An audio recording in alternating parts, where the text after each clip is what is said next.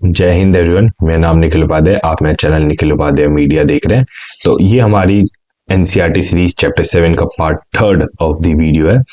अब हम शुरू करने वाले द मीजी रेस्टोरेशन। द मीजी रेस्टोरेशन, सबसे पहले आप ये जान लीजिए, यहाँ पे ना क्या होगा कि हम एक चीज देखेंगे कि यहाँ पे जो शोगुन थे, ठीक है, उसकी पावर कम होती हुई दिखेगी, और जो एम्परर है हमें, ठीक है, एम्परर जो है उसकी पावर हमें बढ़ती हुई देखने को मिलेगी। तो यही पे बोला गया मीजी रेस्टोरेशन, मतलब जो एम्परर है उसे वापस रिस्टोर करने की कोशिश की गई है इस वाले पूरे टॉपिक के अंदर। और कैसे जापान ने अपने ट्रेड को, इन सबको इंक्रीज किया। ठीक है, चलिए शुरू करते हैं। The internal discontent coincided with the demand for trade and diplomatic relationship. अगर हम आप में से आपने में पार्ट 1 और पार्ट 2 ऑफ द वीडियो देखी है, उसमें हमने कैसे बात की थी कि कैसे शोगुन ने पावर अपने हाथ में ली थी और कैसे दाइमो जो थे अलग अलग जगह पे कंट्रोल करते थे, बाद में कुछ रिफॉर्म्स हुए। तो अब हम देखते हैं कि ये जो पावर जो हाथ में थी, अब अंदर ही अंदर, मतलब कि जो जापान था उसके इंटरनली क्या होने लगा था, लोग फ्रस्ट्रेट होने लगे थे इस रूल से। ठीक है, लोगों को क्या चाहिए था, ट्रेड चाहिए था, डिप्लोमेटिक रिलेशनशिप चाहिए था। लोग कौन, जैसे जो मर्चेंट्स है, ठीक है, पेजेंट्स है, उन्हें अपना सामान कहीं तो बाहर बेचना है ना। अब जो ट्रेड होगा ही नहीं, किसी बाहर कंट्री से हम ट्रेड करेंगे नहीं, तो हम अपना सामान बाहर कैसे बेच सकते हैं। अगर हम किसी कंट्री के साथ डिप्लोमेटिक रिलेशनशिप बना के नहीं रखेंगे, तो हम किसी और कंट्री के क्या पता चलेगा उस किसी और कंट्री में क्या चल रहा है। हम अपने रिलेशन, एक कंट्री को सर्वाइव करने के लिए उसका रिलेशनशिप बहुत जरूरी है किसी और कंट्री के साथ। तो जापान अभी ये चीज करने को तैयार नहीं था। तो इस वजह से अंदर ही अंदर जापान में एक ये होता कि नहीं, हमें ट्रेड और डिप्लोमेटिक रिलेशनशिप को इंप्रूव करना है। बट ये चेंज कब आया, 1853 में। ठीक है, 1853 में क्या, USA sent Commodore Matthew Perry to Japan to demand that government sign a treaty that would permit the trade and open diplomatic relationship which it did in the following years। अब क्या होता 1853 में एक बंदा है जिसका नाम क्या था, कोमोडोर मैथ्यू पेरी। कोमोडोर क्या है, एक नेवी की रैंक होती है। ठीक है, मैं आपको बंदे की इमेज दिखाता हूँ। ये जो बंदा है ये कौन है, कोमोडोर मैथ्यू पेरी। अब ये जब आया कहाँ पे, जापान में आया। इस यूएसए ने ना इसे सेंड किया था कि आप जाओ, ठीक है, यूएसए ने लिखा ना, यूएसए सेंड, इसने कहाँ भेजा था उसे, जापान में। और कहा आप जाओ जापान में ना, जो गवर्नमेंट है वहां की, उनके साथ एक ट्रीटी साइन करो कि वो हमारे साथ एक डिप्लोमेटिक रिलेशनशिप भी स्टैब्लिश करे और हमारे साथ ट्रेड भी स्टैब्लिश करे। क्योंकि जापान बंद बंद ही रहेगा, ये चीज तो यूएसए को भी पसंद नहीं आती। वो क्यों नहीं पसंद आती, अभी हम आगे देखेंगे। Japan lay on the route to China, which the USA saw as the major market. Also, while whaling ships in the Pacific needed a place to refuel.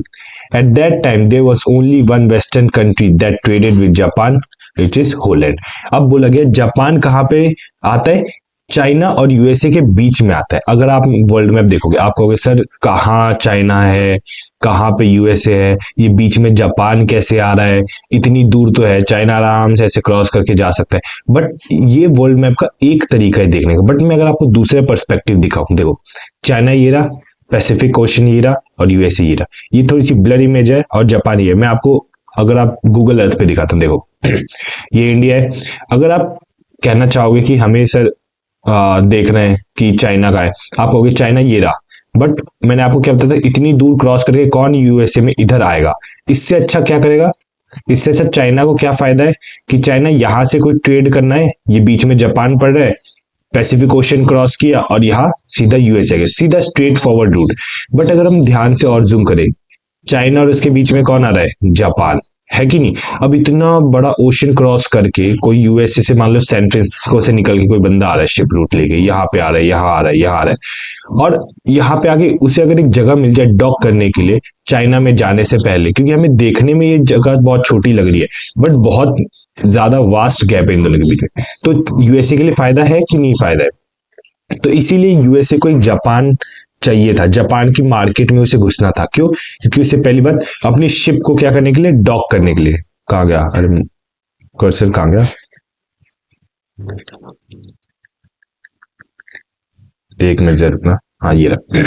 क्या करने के लिए, अपनी शिप को वेल करने, मतलब एक टाइप से रिफ्यूल भी कह सकते, मतलब शिप को आया, रुकाया, थोड़ा बहुत जो उनके सेलर्स है उनने थोड़ा बैठ के आराम किया, और फिर अपनी शिप को रिफ्यूल किया, और वहां से चाइना की तरफ, या चाइना से वापस यूएसए की तरफ जाने लग गए। At that time there was only one western country, सिर्फ एक ही वेस्टर्न कंट्री जिसका नाम क्या था, होलैंड, जो जापान के साथ ट्रेड कर रही थी। अगर मैं यहाँ पे होलैंड सर्च करूं, HOLLAND, ठीक है, यूरोपियन कंट्री है, ठीक है। तो क्या है वो ट्रेड, देखो यहाँ पे है नीदरलैंड में, क्या है होलैंड, ये देखो कहाँ है कहाँ है। अब ये जो कंट्री है वो भी कैसे ट्रेड करी थी, या तो उनके पास दो रूट था, यहां से ये पूरा क्रॉस करके अफ्रीका क्रॉस करके नीचे यहां से केप टाउन होते हुए, ठीक है, फिर जाए कहाँ पे, इंडोनेशिया क्रॉस करके फिर चाइना जाए, या उनके पास दूसरा रूट क्या था, यहां से क्रॉस करते हुए होलैंड से होते हुए, ठीक है, फिर ये पूरा अफ्रीका मतलब जो साउथ अमेरिका उसे नीचे से क्रॉस करते हुए फिर चाइना की तरफ जाए। तो उस टाइम पे ट्रेड करना आसान नहीं था, क्योंकि अगर आप कहोगे सर अरे आप ये पनामा कनाल जो है यहाँ पे क्यों नहीं यूज कर लेते, उस टाइम पनामा कनाल ये सब बना नहीं था। ठीक है, आप कहोगे सर यहाँ पे स्विस कैनाल भी है, स्विस कैनाल भी यूज करो, उस टाइम स्विस कैनाल ये सब जो चीजें थी बहुत बाद में आई थी, इस टाइम पे नहीं आई थी। ये बात समझ में आई। आगे चलते हैं। Perry's arrival had an important effect on Japanese politics. अब जैसे ही पेरी आया उसने एक बहुत अलग सा इफेक्ट जो हमें देखने को मिलता है जापान की पॉलिटिक्स पे, वो करता हुआ देखने को मिलेगा। अब वो इफेक्ट क्या है, कैसे अभी तक देखो एम्परर पावर में नहीं है, अब तक कौन पावर में है, शोगुन जो है वो पावर में है। ठीक है, अब हम देखेंगे कैसे एम्परर पावर में आता है। The emperor who till then had a little power now re-emerge as an important figure। अब आपको ये कैसे हुआ, देखो यहां पे एम्परर था, ठीक है, और यहाँ पे शोगुन था। ठीक है, इस पहले लाइन का मतलब इसमें ये बोला गया कि जो एम्परर है ना वापस उसे पावरफुल बना दिया गया था। कैसे, अब जो शोगुन था वो क्या कहता कि हमें ट्रेड नहीं करना है, ठीक है, हमें डिप्लोमेटिक रिलेशनशिप नहीं बना रहा है। मैथ्यू पेरी जो था वो पहले शोगुन के पास आया, शोगुन ने क्या कर दिया, मना कर दिया कि हमें ट्रेड और डिप्लोमेटिक रिलेशनशिप नहीं बनाना। फिर मैथ्यू पेरी कहाँ गया, एम्परर के पास, उसने कहा अरे एम्परर आप तो यहाँ के क्या हो, राजा हो, आप तो इतने बड़े बाहुबली हो, है ना, बाहुबली हो के भी आपकी पावर नहीं चल रही, मुझे तो यहाँ पे आना है और मुझे यहाँ पे आपके साथ ट्रेड करना है क्योंकि आप इतने बढ़िया, आपके लोग इतने बढ़िया है, मुझे आपके साथ डिप्लोमेटिक रिलेशनशिप बनाने हैं। ठीक है, ये जो चीजें थी, ये जो मैथ्यू पेरी ने किसी एम्परर को बढ़ाया चढ़ाया और एम्परर को कहा कि आप आवाज उठाओ, ठीक है, आप अपनी पावर अपने पूरे हाथ में लो, मैं आपको सपोर्ट कर रहा हूं, मेरी जो नेवी है वो आपको सपोर्ट करेगी। तो एम्परर ने क्या किया, एक टाइप से अपने जो शोगुन थे उन पे वापस पावर जो था ओवर, मतलब एक टाइप से ओवरटेक कर दिया। ठीक है, एम्परर वापस यहाँ पे हमें पावरफुल देखने को मिलते। तो मैथ्यू पेरी बहुत शातिर बंदा था, शोगुन से बात नहीं बनी तो सीधा चला गया कहाँ पे, एम्परर के पास में। अब जो भी मैथ्यू पेरी कहेगा एम्परर करेगा, क्योंकि मैथ्यू पेरी ने क्या है, एम्परर को वापस गद्दी दिलाने में मदद की है कि नहीं की है। तो ये चीज एक टाइप से मैथ्यू पेरी के भी फेवर में थी। In 1868, a movement forcibly removed the shogun from the power and brought the emperor to Edo। 1868 में क्या हुआ देखो, 53 में यूएसए ने मैथ्यू पेरी को भेजा, 68 में कितने साल हो गए, 5-15 साल के अंदर अंदर क्या हुआ, जो एम्परर था वो वापस पावर में आ गया और एम्परर को कहां पे, एडो में भेज दिया। This was made the capital and rename Tokyo which mean eastern capital. अब क्या था कि पहले कैपिटल में कौन रहते थे, शोगुन रहते थे, अब कैपिटल में कौन रह रहा है, एम्परर रह रहा है वहां का। ठीक है, और उसका नाम क्या था, एडो, जिसे हम क्या कहते हैं, टोक्यो भी कहते हैं, जिसका मतलब क्या था, ईस्टर्न कैपिटल। जापान का ईस्टर्न कैपिटल क्या है, वो है टोक्यो। ठीक है, अब आप सबसे पहले शिप देखो, आपको ये ब्लैक कलर का पोर्शन दिख रहा है, पूरा का पूरा ब्लैक पोर्शन।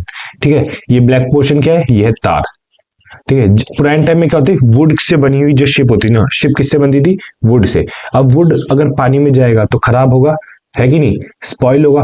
तो उसे पानी में जाने से, जब वो जाए और पानी में लकड़ियां सड़े ना, जो गैप है उसमें से पानी घुसे ना, तो हम किसका यूज करते हैं, हम तार का यूज करते हैं, जिससे क्या हो, शिप वगैरह जो है वो, उनकी जो वुड है वो जल्दी खराब ना। अगर आप कभी इलाहाबाद क्योंकि जाओगे ना वहां पे, अगर आप संगम वगैरह कोई भी नदी के पास जाओगे, तो अगर मान लो कोई शिप बनी है, ठीक है, कोई शिप है, उसके, और मतलब झंडा तो मैंने ऐसे बना दिया, उसके नीचे साइड पे जितना वो पानी में रहेगी ना, उतने सरफेस पे आप देखोगे एक ब्लैक कलर का जो है ना सॉल्यूशन आपको देखने को मिलेगा।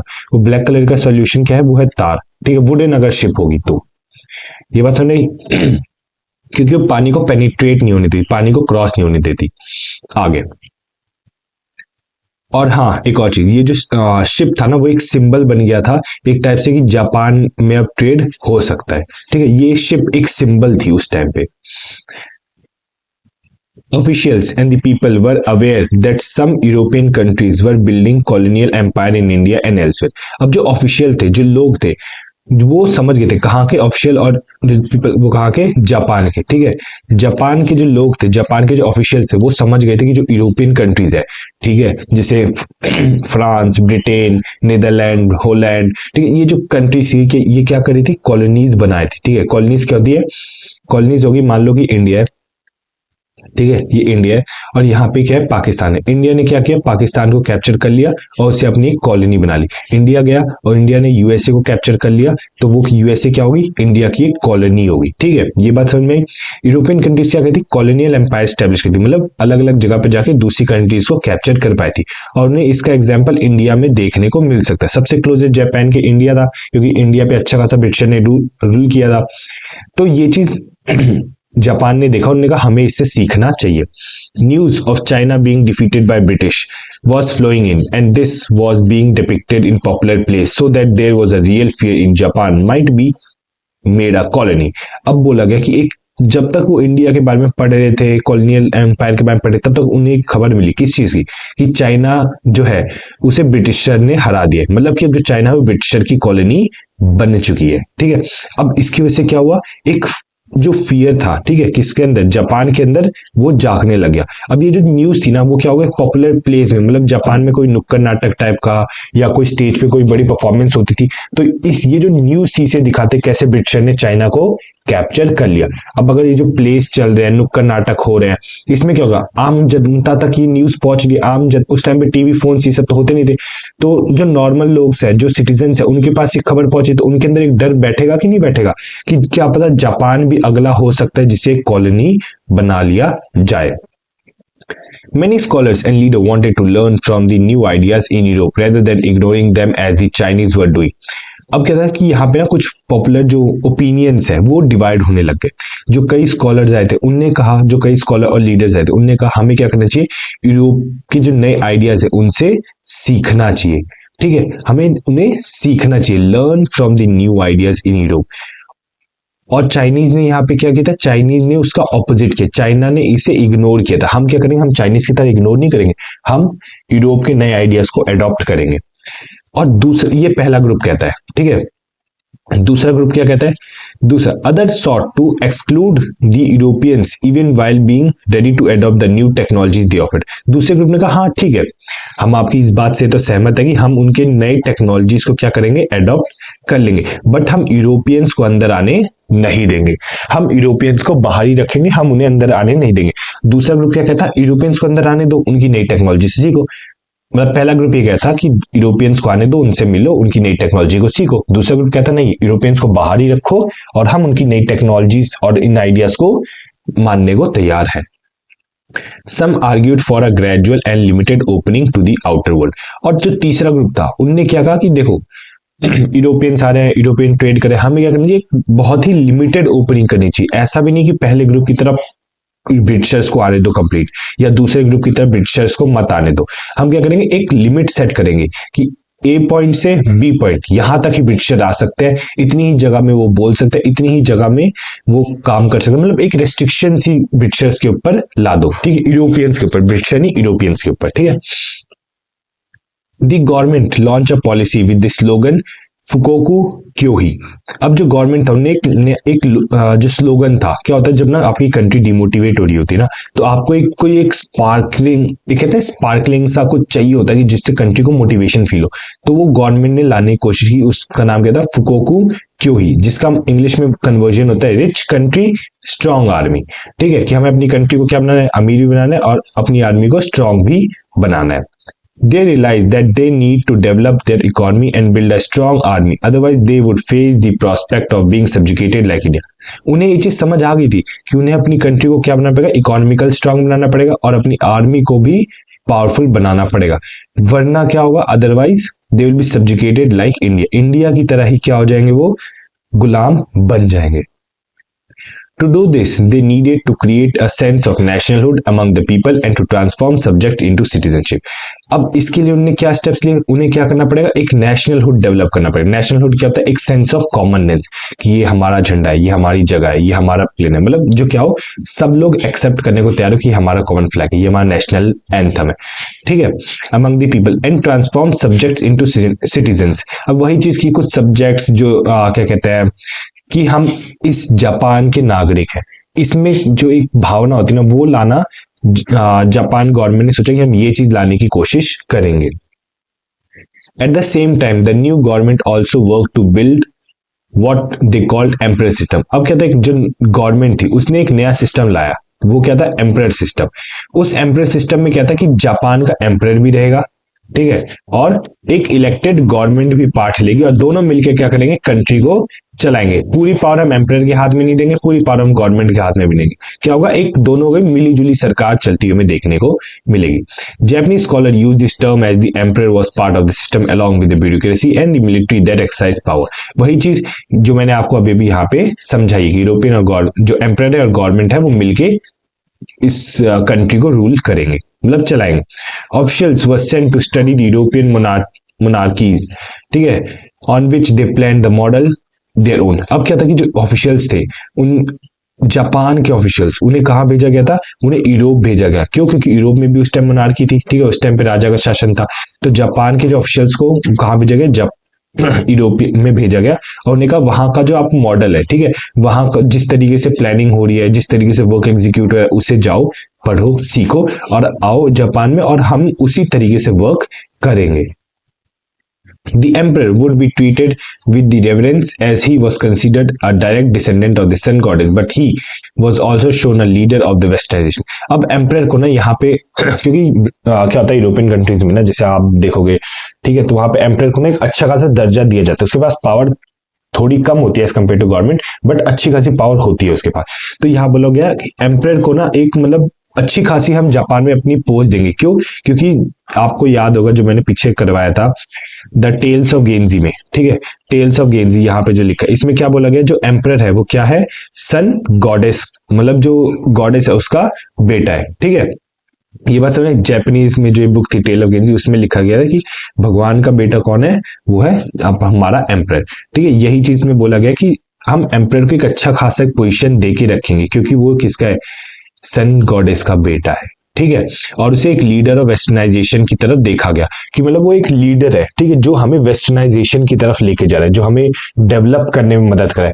क्योंकि पुराने टाइम में क्या होता है, डेवलपमेंट मतलब वेस्टर्नाइजेशन, ठीक है, वेस्टर्नाइजेशन कि अगर आपको डेवलप होना है तो आपको वेस्टर्नाइजेशन के तौर तरीके आपको देखने पड़ेंगे। तो यहाँ पे एम्परर को क्या, एक पहला कि वो तो सन गॉडेस का बेटा है, ठीक है, वो डिसेंडेंट है, उनका कोई पूर्वज है, मतलब पूर्वज नहीं, मतलब उनका ऑफस्प्रिंग, ठीक है, वही बेटा ही कह लो, ठीक है, बेटे के बेटे के बेटे की जो भी है, उनकी लाइनेज का है, और वो एक लीडर है वेस्टर्न, मतलब एक लीडर है डेवलपमेंट का, हम भी कह सकते हैं ये चीज। His birthday became a national holiday। अब उसके बर्थडे को एक नेशनल हॉलीडे मानने लगे।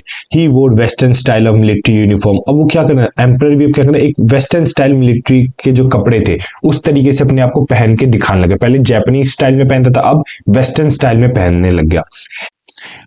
अब एडिक्ट्स क्या होते हैं ना, ये एक ऑफिशियल नोटिफिकेशन होती, ठीक है। क्या होता है कि यहाँ पे कुछ 4 5 6 7 8 9 ये जो भी लिखे, यहाँ पे एम्परर ने साइन कर दी, ठीक है। अब क्या होगा कि जो लीडर है, मतलब जो एम्परर था उस टाइम पे, उसने साइन कर दी। अब ये जो चीज होगी ना ऑफिशियल हो जाएगी, ठीक है, कि हम जो किंग है वो क्या करे, जापान को मॉडर्न बनाने की कोशिश करे। अब इस चक्कर में वो काफी सारे एडिक्ट्स इशू करेगा, काफी सारी पॉलिसीज लेके आएगा, तो ये चीज हमें देखने को मिलती है। The imperial rescript the education of 1890s urged people to pursue learning, advance public good and promote common interest। अब काफी सारे एडिक्ट्स पब्लिश हो रहे थे, काफी सारे जो मॉडर्न इंस्टीट्यूशन है वो डेवलप हो रहे थे। तो इसी बीच में क्या हुआ, जो गवर्नमेंट थी उसने क्या किया, एजुकेशन सिस्टम में थोड़े से चेंजेस किए 1890s में, और उन्होंने कहा लोगों को कि आप जाओ पढ़ो, ठीक है, अपनी क्या कहते हैं advance public goods and promote common interest, ठीक है, लोगों का भला करो, और ठीक है एक सेंस ऑफ कॉमननेस लाने की कोशिश करो, ठीक है। सेंस ऑफ कॉमननेस मतलब कि कॉमननेस, ठीक है, कि मतलब कि आप जो हो सारे एक साथ हो, ठीक है, कोई अलग नहीं है, कोई बाहर का है नहीं, सब एक साथ है, सब एक जापान के सिटीजन है। ठीक है, 1890s में ये होता हुआ देखने को मिला। मेनली क्या है, 1890 में एजुकेशन पे फोकस किया गया है, और कुछ नहीं, इतना फालतू का छोड़ दो। A new school began to build from the 1870s। अब क्या था, नया स्कूलिंग सिस्टम हमें देखने को मिलता है 1870 से बिल्ड होता हुआ। Schooling was compulsory for boys and girls by 1910s, almost universal. अब क्या था कि स्कूलिंग जो था ना, पहले बॉयज के लिए कंपलसरी हुआ करता, गर्ल्स के लिए नहीं था, बट अब बॉयज और गर्ल्स दोनों के लिए कंपलसरी हुआ कि दोनों जने क्या है स्कूल जाएंगे। और 1910 मतलब कि ऑलमोस्ट कितने 40 साल आते आते क्या बोला कि जो स्कूलिंग है ना हर किसी के लिए, कोई भी जा सकता है स्कूल, कोई ऐसा नहीं मतलब बूढ़ा जवान कोई भी जा सकता है। ट्यूशन फीस वर मिनिमल। अब कहता है कि ट्यूशन फीस को भी क्या कर दिया गया, बहुत ही कम, एकदम मतलब मिनिमल, मतलब कि 10 रुपए 20 रुपए 30 रुपए। एग्जाम्पल, आज के टाइम पे 10-20 रुपए की कोई वैल्यू नहीं है, बट उस टाइम में बहुत वैल्यू थी, मतलब बहुत कम कर दिया। आज के टाइम अगर आप जाओगे क्लास 11th की, अगर हम फीस की बात करें, वो 1000 पर सब्जेक्ट होता है। ठीक है, कई जगह पे आपको 800 मिल जाएगा, डिपेंड, ठीक है, इन जगह जगह के ऊपर। कई जगह पे आपको यही चीज 3000 भी मिल जाती है, ठीक है, मंथली की, एक पर सब्जेक्ट की। तो इसे घटा के मान लो कि 100 रुपए कर दिया हो, ठीक है, या 3000 को घटा के 300 रुपए कर दिया हो। ये बात हमने इतनी जो है फीस को कम किया गया है।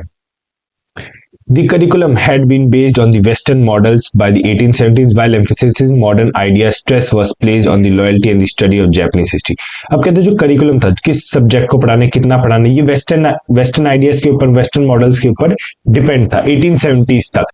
ठीक है, बट थोड़ा बहुत फोकस क्या होता था मॉडर्न आइडियाज के ऊपर, कि हमें अपने आप को कैसे डेवलप करना है। Stress was placed on loyalty, मतलब कि कैसे वफादार रहना है देश के लिए, लोगों के लिए, अपने परिवार के लिए, दोस्तों के लिए। और जापानीज हिस्ट्री को भी पढ़ाया जाता था। The Ministry of Education exercised control over the curriculum and in the selection of textbook as well as in teachers training। अब कहते हैं जो मिनिस्ट्री ऑफ एजुकेशन थी, ठीक है, MOE, ठीक है, मिनिस्ट्री ऑफ एजुकेशन, वो किन चीजों के लिए रिस्पॉन्सिबल थी, कि क्या पढ़ाया जा रहा है, ठीक है, करिकुलम क्या चल रहा है, कौन सी टेक्स्ट बुक यहाँ पे स्कूलों में चल रही है, टीचर ट्रेनिंग कैसी हो रही है, कैसी सही से हो रही है, नहीं हो रही, इन चीजों के ऊपर क्या था कि मिनिस्ट्री ऑफ एजुकेशन ध्यान रखा करती थी। What was called moral culture had to be taught and the text urge children to revere, ठीक है, revere their parents, to be loyal to the nation and become good citizen. वही चीज बोला गया है कि अब इन चीजों में ना और क्या क्या सिखा रहे थे, व्हाट वाज कॉल्ड, अब एक मोरल कल्चर, ठीक है, हर किसी देश को ना अगर आपको देखना है देश डेवलप करेगा या डिग्रेड करेगा, उसके मॉरल कल्चर को देखा करो। ठीक है, तो यहाँ पे क्या था, जापानीज में, ठीक है, जापान में मॉरल कल्चर पे ज्यादा एम्फेसिस किया जाता। उन्हें बोला गया कि अब जो चिल्ड्रंस को क्या कहा गया कि अपने पेरेंट्स को देखो और उनसे सीखो, अपने पेरेंट्स को क्या करो, रिवर करो, मतलब जैसे पेरेंट्स कर रहे हैं वैसा तुम करो। पेरेंट्स अगर किसी के सामने झुक के माफी मांग रहे तो आप भी माफी मांग लो, पेरेंट्स किसी को नमस्ते करें तो आप भी नमस्ते करो। माफी मांगना ये नहीं कि आप किसी के नीचे दब जाओ, मतलब अगर मान लो आपकी गलती है तो आप माफी मांग लो, ये नहीं कि अकड़ के बाहर आ जाओ।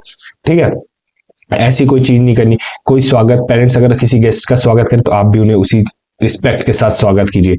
फिर बोलोगे लॉयल रहो, ठीक है, किसके लिए, नेशन के लिए। बिकम गुड सिटीजन, एक अच्छा सिटीजन बन के दिखाओ। अगर आप देखोगे फंडामेंटल ड्यूटीज के अंदर, ठीक है, फंडामेंटल ड्यूटीज में भी हमें यही देखने को मिलता है, 36 से 51, आर्टिकल 36 से लेकर 51 तक हमें देखने को मिलते हैं। ठीक है, फंडामेंटल ड्यूटीज इंडियन कॉन्स्टिट्यूशन के अंदर है। ठीक है, आगे चलते हैं। To integrate the nation, Meiji government imposed a new administration structure by altering all villages domain boundaries। अब बोला गया अब नेशन को क्या करना है, जोड़ना है, इंटीग्रेट करना है। तो उसके लिए मीजी गवर्नमेंट ने क्या किया, उसने एक नया एडमिनिस्ट्रेटिव सिस्टम लेके आया। नया एडमिनिस्ट्रेटिव जो स्ट्रक्चर था वो क्या था, उसके अंदर ये चीज था कि हम जो, जैसे मान लो कि यहाँ पे लिखता हूं ये जापान है, ठीक है, ये स्क्वायर वाला जापान है, और इसके 4 हिस्से हैं। ठीक है, पार्ट 1, पार्ट 2, पार्ट 3, पार्ट 4। मैं जब कलर चेंज कर दूं आपको समझाने के लिए, कौन सा ब्लू, चलो ब्लू ले लेते, ठीक है। अब हुआ क्या कि जापान, अब ये तो पुराना सिस्टम था, अब जापान ने क्या किया, जो इनकी बाउंड्रीज है वो चेंज कर दी। मान लो 2 की बाउंड्री इतनी छोटी कर दी, ठीक है, 1 की बाउंड्री इतनी कर दी, 4 की बाउंड्री जो है यहां तक कर दी, 3rd की बाउंड्री ये पूरी। तो अब ये जो नया पीस बना है उसमें क्या है, ये जो ब्लू वाला नया बॉक्स है वो क्या है, ये हमारा 1 हो गया। जो ये छोटा वाला बॉक्स है ये हमारा 2 हो गया। ये जो बड़ा वाला बॉक्स हमें देखने को मिला ये फोर्थ हो गया, और ये वाला हमारा कौन सा हो गया, थर्ड हो गया। वो बस ये लाने की कोशिश करते कि आप अगर जापान को देख रहे हो ना, वो सिर्फ इस वन ब्लॉक में नहीं है, वो क्या है, इस 2 ब्लॉक में भी है, थर्ड ब्लॉक में भी, फोर्थ ब्लॉक में, ये सारा कंपाइल करके जापान किया गया। अगर मैं इसकी बाउंड्री को थोड़ा बहुत चेंज भी कर दूं ना, तो भी आपको फर्क नहीं पड़ना चाहिए। क्यों? क्योंकि आप एक जापान के अंदर हो, ठीक है। एक आपकी बॉन्डिंग यहाँ पे स्ट्रांग होती हुई हमें देखने को मिलती, बॉन्डिंग स्ट्रांग करवाने की कोशिश की गई थी गवर्नमेंट ने यहाँ पे, ठीक है। The administrative unit had to have revenue adequate to maintain the local school and health facility as well as to serve as the recruit centre of the military. अब बोला कि जो एडमिनिस्ट्रेटिव यूनिट है, हर एक जगह की क्या है, एक अलग एडमिनिस्ट्रेटिव यूनिट है, 1 का अलग होगा, 2 का अलग होगा, 3 का अलग होगा, 4 का अलग होगा। उन्हें केवल आपकी एक एडिक्वेट रेवेन्यू होना चाहिए, ठीक है। मान लो कि आप 100 रुपए है, ठीक है, बहुत ज्यादा ठीक है बोलने लग गया मैं। क्या है कि यहाँ पे ये एग्रीकल्चर फील्ड है, यहाँ से 100 रुपए आ रहे हैं, तो आप इन पे मेंटेनेंस करके रखो कि हर साल आपको 100 रुपए मिले, ठीक है। हर साल अगर आपको 200 मिले तो आपको हर साल 200 रुपए मिले। आप चाहो तो इसे इंक्रीज करने की कोशिश करो, बट आपका ये होना चाहिए कि एक फिक्स्ड इनकम आपकी आनी चाहिए। और वो जो फिक्स्ड इनकम है वो कहाँ यूज होगी, आपके स्कूल्स डेवलप करने में, हेल्थ फैसिलिटीज डेवलप करने में। उसके अलावा क्या बोला गया, as well as serve as a recruitment centre military. और जो मिलिट्री है उसमें भी जो लोग हैं आपके इस इलाके के, वो क्या करनी चाहिए, एक सर्व करनी चाहिए, रिक्रूट होने चाहिए। अगर हम देखें, all young man over 20 had to do a period of military service. अब बोला गया जो 20 साल से ऊपर के जो आदमी है या बच्चे हैं, ठीक है, 20 साल से 20-21 में तो हम अभी बॉय फेस ही होता है ना, 21-22 का जो फेस होता है। अगर आप 20 से ऊपर हो गए तो आपको कुछ पीरियड के लिए, कोई अभी फिक्स नहीं बताया इसमें कि कितना पीरियड था, कि कुछ पीरियड के लिए आपको क्या है, मिलिट्री सर्विस देनी पड़ती है। A modern military force was developed. एक नया मिलिट्री फोर्स यहाँ पे हमें डेवलप होते देख, अगर आप देखोगे कि 100 लोग हैं, ठीक है, उनमें से 50 मिलिट्री सर्विस पे जा रहे हैं, 50 सिटीजन है, जब भी वापस आए फिर ये 50 जा रखे हैं मिलिट्री सर्विस के लिए। तो हमें एक ये चीज देखने को मिलती है, जब ये भी वापस आए तो हम देखते हैं कि 100 के 100 लोग क्या है, एक मिलिट्री का उन्हें थोड़ा बहुत नॉलेज है, उन्हें फायरिंग का, डिफेंस का, इन सब का नॉलेज है। इनकेस वॉर सिनेरियो हुआ तो ये 100 के 100 लोग क्या होंगे, उस वॉर में इंडल्ज हो सकते हैं, ठीक है। हमें उन्हें सिखाना नहीं पड़ेगा, बस हल्का सा एक कहते हैं कि समरी टाइप की देनी पड़ेगी, बस वही चीज। A legal system was set up to regulate the formation of political group, control holding of meeting and impose strict censorship। अब कहते हैं एक नया सिस्टम यहाँ पे डेवलप हुआ था, जिसमें कहते हैं पॉलिटिकल ग्रुप किस तरीके से फॉर्म होगा, किस तरीके से वर्क करेगा, इस चीज के ऊपर जो था नए रूल्स आ गए थे। किस तरीके से मीटिंग्स होंगी, किस तरीके से नहीं होगी, कितना कंट्रोल होना चाहिए मीटिंग्स, इन सब के भी ऊपर काफी सारे रेस्ट्रिक्शन थे। और क्या चीज जैपनीज को बताना है, क्या नहीं बताना है, इसके ऊपर भी एक स्ट्रिक्ट सेंसरशिप हमें देखने को मिलता है यहाँ पे। In all these major the government has to face opposition. Obvious सी बात है, जब इतने आप रेस्ट्रिक्शन करोगे पॉलिटिकल ग्रुप पे, क्या करना है क्या नहीं करना, ऑपोजिशन क्या कर रही है क्या नहीं करनी, इतना आप सब करोगे तो ऑब्वियस सी बात है जो वहां के ऑपोजिशन में जो गवर्नमेंट बैठी है या जो लोग हैं अपोज करेंगे ही करेंगे। तो यहाँ पे हमें एक अपोज देखने को मिलता है इन सारी पॉलिसीज के अगेंस्ट पे। The military and the bureaucracy were put under the direct command of the emperor। अब बोला गया जो मिलिट्री है और ब्यूरोक्रेसी है उसे किसके अंदर डाल दिया गया, एम्परर के अंदर। अब एम्परर जो है मिलिट्री को भी कंट्रोल कर रहा है और ब्यूरोक्रेसी को भी कंट्रोल करता हुआ हमें देखने को मिलता है। This mean that even after constitution was enacted these two group remain outside the control of government. In all these measures the government face opposition. अब क्या था, मिलिट्री को एम्परर के अंदर डाला, ब्यूरोक्रेसी को भी एम्परर के अंदर डाला। तो इसका मतलब हम ये समझ रहे हैं कि जो कॉन्स्टिट्यूशन बना, ठीक है, कॉन्स्टिट्यूशन क्या हुआ, एक नया कॉन्स्टिट्यूशन बना, ये जो 2 ग्रुप थे वो गवर्नमेंट के हाथ में नहीं थे, गवर्नमेंट के हाथ से बाहर थे। अगर एम्परर ने कहा मिलिट्री को कि इसके ऊपर अटैक करना है तो मिलिट्री जाके अटैक करेगी, गवर्नमेंट उसके अंदर कोई इंटरफेरेंस नहीं कर सकता है। अब ये जितने मेजर्स होते गवर्नमेंट, इससे क्या होता है, गवर्नमेंट को लोग कहेंगे अरे आपने मिलिट्री कैसे दे दी एम्परर के हाथ में, एम्परर तो मिस यूज कर सकता है, आपको ओवरथ्रो कर सकता है। तो गवर्नमेंट को एक टाइप से ऑपोजिशन फेस करनी पड़ी थी। The tension between these different ideals represented by a democratic constitution and a modern army was to have far-reaching consequences। अब कहते हैं एक टेंशन बिल्डअप होने लगी थी किसके बीच में, different ideals represented by democratic constitution and modern army. अब यहाँ पे क्या था, जो डेमोक्रेटिक कॉन्स्टिट्यूशन था, ठीक है, उनके और आर्मी के बीच में क्या हुआ, एक टसल, एक टाइप से जो क्या कहते हैं एक वर्बल वॉर या एक कह नहीं सकते एक चिड़चिड़ापन दोनों आपस में एक दूसरे से शेयर कर रहे थे। क्यों? क्योंकि जो कॉन्स्टिट्यूशन डेमोक्रेटिक जो गवर्नमेंट थी वो क्या क्या कह रही थी कि हमें एक डेमोक्रेसी चाहिए, हमें डेमोक्रेसी चाहिए। बट जो आर्मी क्या कहती, आर्मी कहती हमें अपने आप को एक्सपेंड करना है, ठीक है। तो इस चीज के ऊपर जो था एक कॉन्फ्लिक्ट कह सकते हैं जो उनके बीच में चल रही थी। The army pressed for a vigorous foreign policy to acquire more territory. Army क्या कहती है, हमें क्या करना चाहिए, फॉरेन पॉलिसी अपनानी चाहिए, विग्रेस फॉरेन पॉलिसी, जिसमें हम क्या करें, ज्यादा से ज्यादा टेरिटरी अपने हिस्से में कर ले। This led to war with China and Russia in both the Japan was victory. अब आर्मी को तो जो मन था वो करेगी क्योंकि एम्पायर उसे सपोर्ट कर रहा है। उसके बाद क्या हुआ कि वॉर हो गया किससे, चाइना और रशिया से। जब भी वॉर होता है इकोनॉमी डाउन जाती है, बट जापान इसमें क्या हुआ, विक्ट्री साबित होता हुआ देखने को मिला। जापान ने चाइना के ऊपर भी कैप्चर कर लिया, रशिया के ऊपर भी कैप्चर कर लिया था। तो आपको ये इमेज देखने को मिल रही है, कहाँ गई, नहीं है, हाँ ये देखो जापान की टेरिटरी देखने को मिल रही है। अब ये क्या है, रशिया का हिस्सा है कि नहीं है, ये रशिया का हिस्सा है, ठीक है। अब चाइना का हिस्सा देखो, ठीक है, ये वाला हिस्सा जो किसका है, चाइना का है। तो जापान यहाँ पे विक्टोरियस साबित हुआ था, ठीक है। ये पूरा पूरा जापान की टेरिटरी में देखने को मिली, ठीक है। कहाँ गए हम, यहाँ पे popular demand for greater democracy was often in opposition to government aggressive policy. अब जो गवर्नमेंट इतना एग्रेसिव पॉलिसी अपना रही थी कि हमें जाना है एक्सपेंड करना, गवर्नमेंट के एक ऐसे एम्पायर ही इस पॉलिसी को अपना रहा था। तो गवर्नमेंट को क्या होता है, एक प्रॉब्लम, जो लोग थे, सिटीजन थे, वो गवर्नमेंट को अपोज करते थे, आप कुछ कर क्यों नहीं रहे हो, क्योंकि एम्पायर को तो कोई कुछ कह नहीं पाएगा। तो गवर्नमेंट को कहते कि आप कुछ क्यों नहीं कर रहे हो, जो गवर्नमेंट, जो एम्पायर है, जो मिलिट्री है, वो एक्सपेंड कर रहा है, इससे हमारी क्या कहते हैं, हम पूरे टेंशन में रहते हैं, पूरे टाइम वॉर चल रही होती तो हम अपने आप को डेवलप नहीं कर पा रहे। तो ये एक टाइप से गवर्नमेंट को बैकलैश फेस करना पड़ रहा था।